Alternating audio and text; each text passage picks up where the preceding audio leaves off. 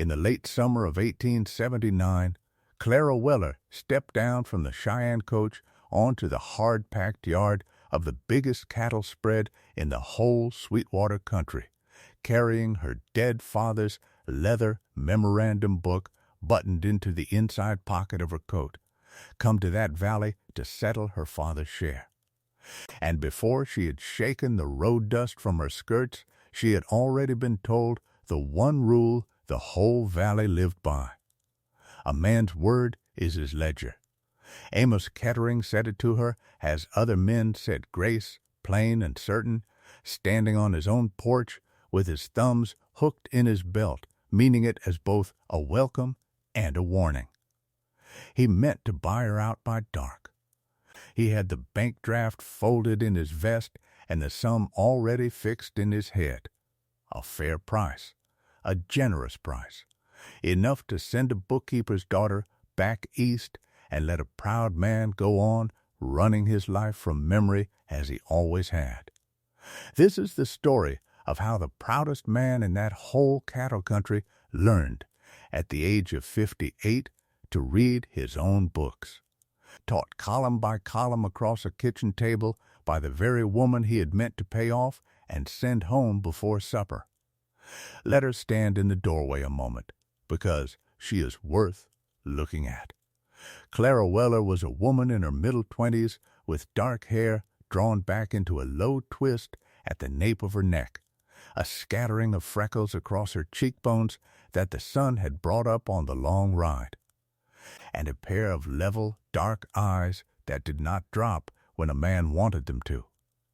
She wore one good day dress of deep royal blue, high in the collar and buttoned to the throat plain of ornament, and in that yard of sun-bleached honeywood and gray dust and men in earth brown shirts, she was the only strong color in the whole picture, and she knew it and she used it. Just as her father had taught her that a clean, straight line of ink stands out on a smudged page. She did not fidget. She had a calm and commanding set to her mouth that made grown ranch hands touch their hats and step aside. Amos Kettering was a wide, weathered man in a brown hat gone pale at the crown, with big scarred hands and a face carved by 40 years of Wyoming weather. And everything in how he carried himself said that he had built this valley from a claim and a borrowed horse and owed no explanation to anyone alive. And here is the thing that would matter most, the thing the whole story turns upon, so mark it. In the dozen years since he had taken on a foreman to keep his accounts, Amos Kettering had never once opened a single column of his own books. He was proud of it. He would tell you so.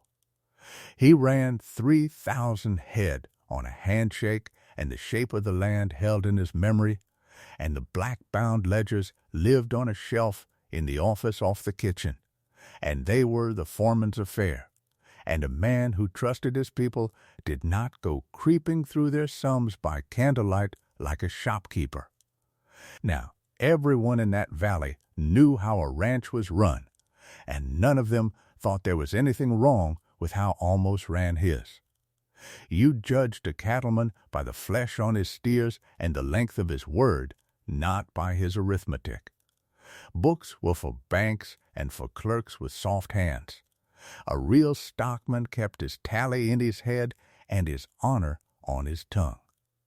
And if you had told the men at the freight office that the wealthiest rancher in the county could not have read his own beef accounts to save his soul, they would have laughed and bought you a drink for the joke of it.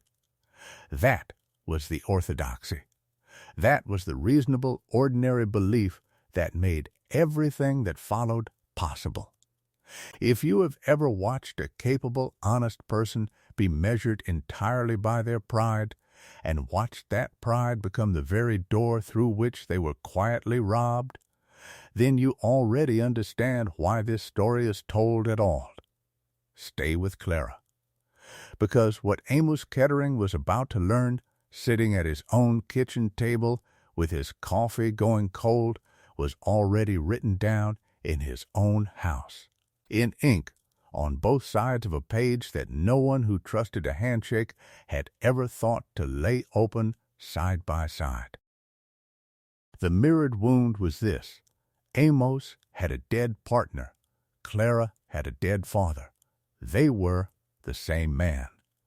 Elias Weller had put up half the money that bought the first 1,000 acres, a quiet bookkeeper who kept the young rancher's accounts clean in the lean years and asked for a quarter share and got it on a handshake, and then died back east of a winter fever, leaving a daughter he had taught to read a double entry page as other fathers taught their girls to read scripture.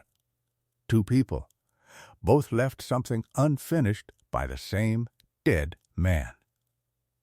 Amos owed the partnership he had never formally honored. Clara had come to claim the quarter share and, though she did not say so on the porch, to see with her own eyes the books her father had started. Where had a young woman learned to read a rancher's books better than the rancher himself? At a kitchen table back east, night after night, sitting at her father's elbow with a stub of pencil in her small hand. Elias Weller had been a bookkeeper for a shipping house before the West took him, and he had raised his daughter on the double entry page as other men raise their children on hymns. He taught her that every honest transaction has two faces, and both must agree, that a number standing alone is only a rumor until a second paper swears to it, and that a book kept true is the one companion in a life that will never lie to flatter you. She had carried those lessons and his worn leather memorandum book across 1,000 miles of prairie, and she had not come merely for money. She had come to finish reading the story her father had begun. So when Amos brought out the bank draft at the kitchen table that first afternoon and slid it across the boards toward her, Clara Weller did not pick it up. She folded her gloved hands on the wood and said, in a voice that carried no heat at all, the sentence that changed the shape of everything. Before I take your money, Mr. Kettering, I would like to see the books my father opened. Amos frowned. It was not a request a man expected from a young woman fresh off a coach. The books are the foreman's business, he said. Vane keeps them. He keeps them clean. Then it will take no time at all, she answered, for him to bring them to this table. The foreman was a lean, easy man named Corwin Vane, dressed a shade finer than a foreman's wages ought to allow, with a smile that arrived before his words and a way of touching Amos's shoulder when he spoke to him. He brought the ledgers to the table himself, a whole dozen years of them stacked in their oilcloth wrappers. And he set them down with a great show of helpfulness and said he would be glad to walk the lady through whatever confused her, being as ledgers were a hard thing for folks not trained to them. Clara thanked him and asked him quite pleasantly to leave her to it. Something flickered behind his smile then, quick as a fish turning under water, and was gone. That was the first night. She read while Amos watched. She untied the oilcloth from the oldest book, the one in her father's small upright hand, and she turned the pages slowly, and Amos sat across from her with his arms folded and his hat pushed back, watching a bookkeeper's daughter read his life's work like a woman reading a letter from home. He understood not one mark of it. He would not have admitted that for the deed to the whole valley. The lamp burned. The coffee sat between them and went cold, and neither reached for it, and near midnight she closed the book gently and said only that she would like to look again tomorrow, and Amos, who had meant to have her gone by dark, heard himself agree. The third night she made him read. She turned a ledger toward him and set her pencil, planted hard, on a single column of figures, and she said, "Read me this column aloud, Mr. Kettering. Just the numbers, top to bottom." His jaw worked. The big scarred hands lay flat on the table, and the proudest man in that whole stretch of Wyoming looked down at his own accounts and could not do it. He knew the words on a page, some of them, as any man knows a brand, but the long, ruled marching columns of a double-entry book were a foreign country to him, credit here and debit there, and he sat in the lamplight in his own kitchen and stumbled and stopped and went red to the ears. "I built this from nothing," he said, low and dangerous, "with these hands. I do not need to read a clerk's chicken scratch to know my own steers." "No," Clara said, and she did not soften it and did not sharpen it. "You need to read it to know whether your own steers are still yours." Corwin Vane circled all the while, smooth and helpful. He took to appearing in the kitchen doorway of an evening, wondering aloud whether the lady had found the accounts to her liking, offering to fetch this book or that, and always, Clara noticed, steering the talk away from one particular shelf.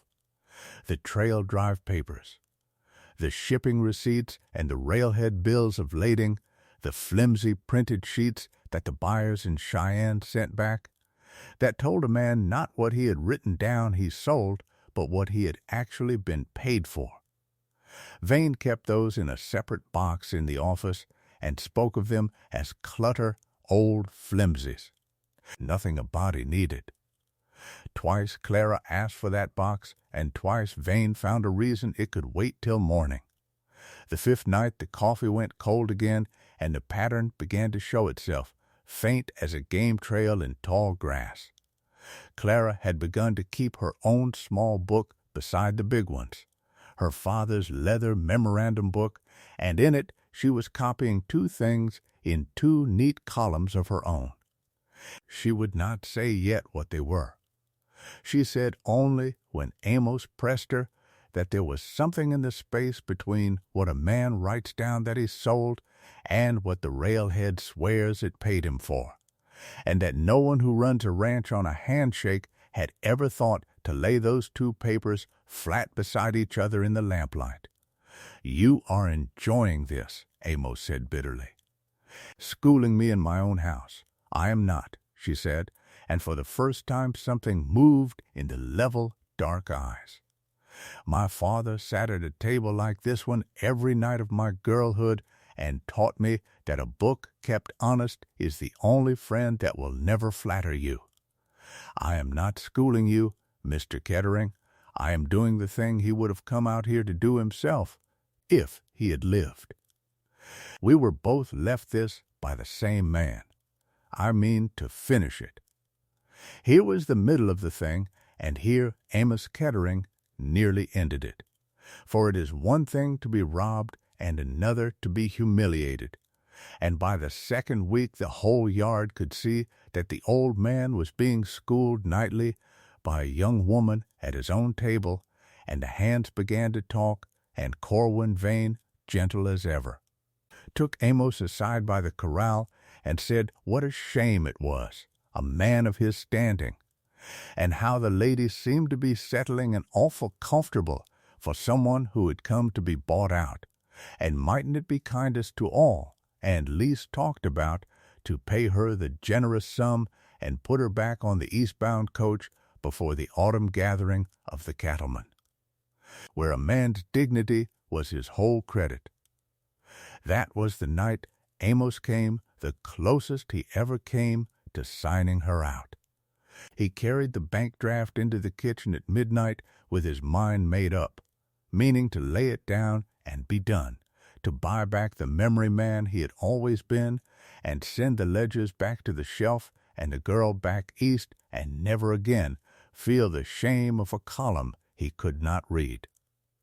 Clara was still at the table in the blue dress, the lamp low, her father's memorandum book open under her hand. "I have made you a fair offer," Amos said. "More than fair. I would take it were I you." She looked up at him a long moment.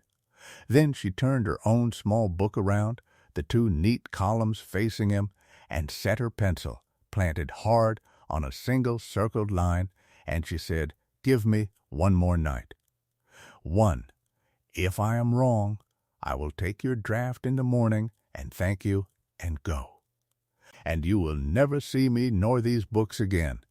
But if I am right, you will want to have read this yourself, in your own hand, before any other man in the valley reads it for you. Amos Kettering stood over her a long while.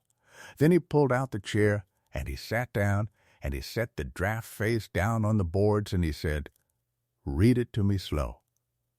One more night. He chose one more night.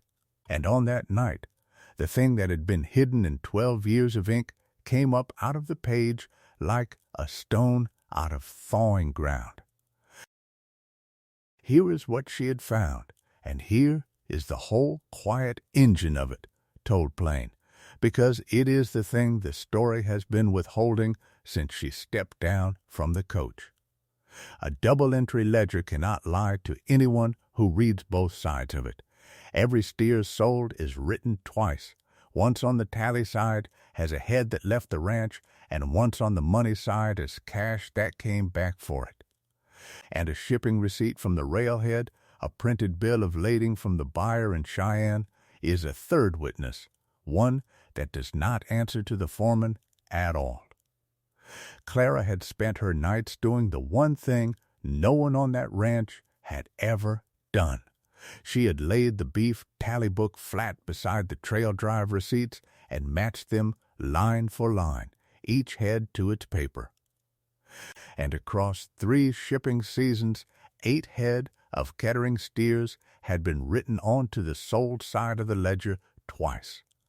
Sold, and then sold again, the same 8 animals on 2 different lines in 2 different months, as though they had walked to the railhead and been paid for, and then walked home and gone again.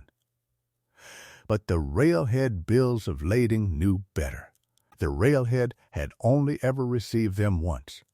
The money for the second phantom sale had been entered as received, and then, a page or two on, quietly drawn back out again into a freight expense that did not exist, and the difference, 8 steers' worth across 3 years, came to a sum that Clara had circled twice in her small, clean hand. $800.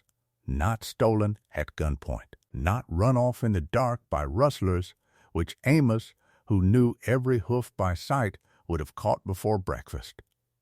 It was skimmed in ink, one careful ledger line at a time, invisible to a proud man who ran on memory and could not read his own columns, and it had been done by the one man he trusted with all of them. Corwin Vane, Amos said. The name came out of him like a breath knocked loose. "I have not written his name anywhere," Clara said quietly. "Only the numbers. The numbers are enough. They do not need me to accuse him. They only need someone to read them aloud." Now here comes the turn that makes this a story of trust and pride and not of vengeance, so mark it well. Clara Weller did not saddle a horse and ride for the sheriff. She did not stand Corwin Vane in the yard and denounce him before the hands. She did something far harder and far kinder. She made Amos learn to read. Night after numbered night after that, the 7th, the 9th, the 11th, she sat him down at the table and put the pencil in his own big scarred hand and made him walk the columns himself, tally to receipt to bill of lading. Slow and stumbling, and then less slow, until the proud memory man who had never opened a book in a dozen years could lay 2 pages flat and find the 8th head sold twice, all on his own. She turned him from the master of the house into her patient pupil, and she never once made him feel small for it. When he got a column right, she said only, again, and after a while. When he got it right without her, he began, for the first time in his grown life, to look at a page of his own accounts and feel not shame, but something a good deal steadier. The money made it urgent, the way these things always come due. An audited note that Elias Weller had signed in the founding year was coming to term at the Cheyenne Bank that fall, and the bank's man wanted the book shown clean and whole before he would renew it. The ranch's honest debts were falling due, and the 800 skimmed dollars were the difference between a clean set of books and a set that would not bear a stranger's reading.